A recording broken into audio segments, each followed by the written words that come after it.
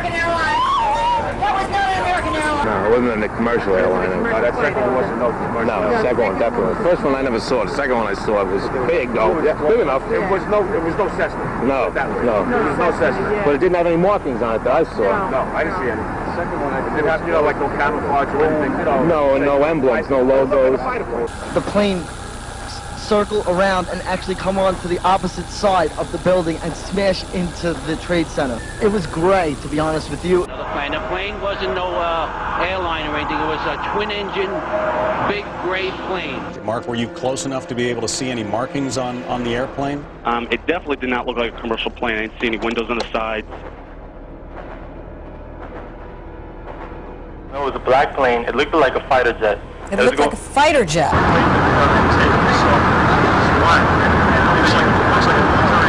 And it didn't look like a commercial jet. It was like a military plane. It was a military plane.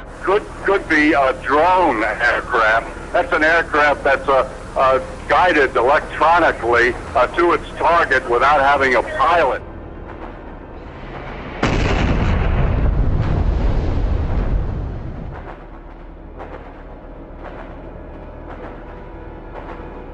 We were in the lobby, gathering to go up and start doing a search on the upper floors. As we were getting our gear on and making our way to the stairway, there was a heavy-duty explosion. Everybody just started running for the door. Everybody was trapped.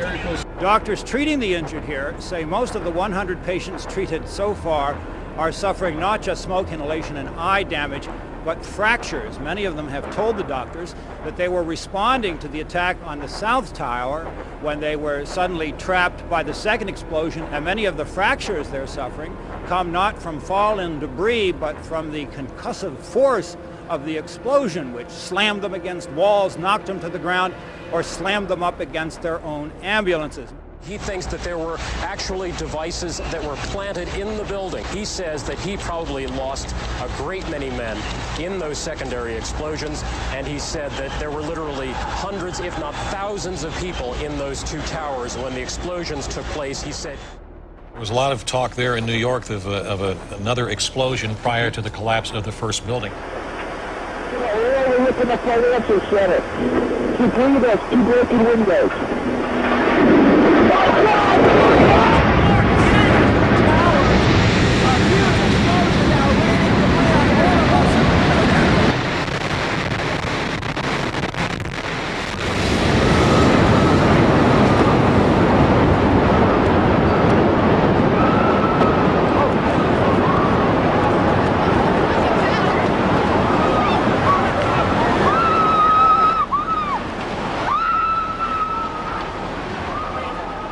Whether it was a bomb or whether the first plane that crashed into the tower had somehow been booby-trapped with a bomb that was timed to explode later after the crash had occurred.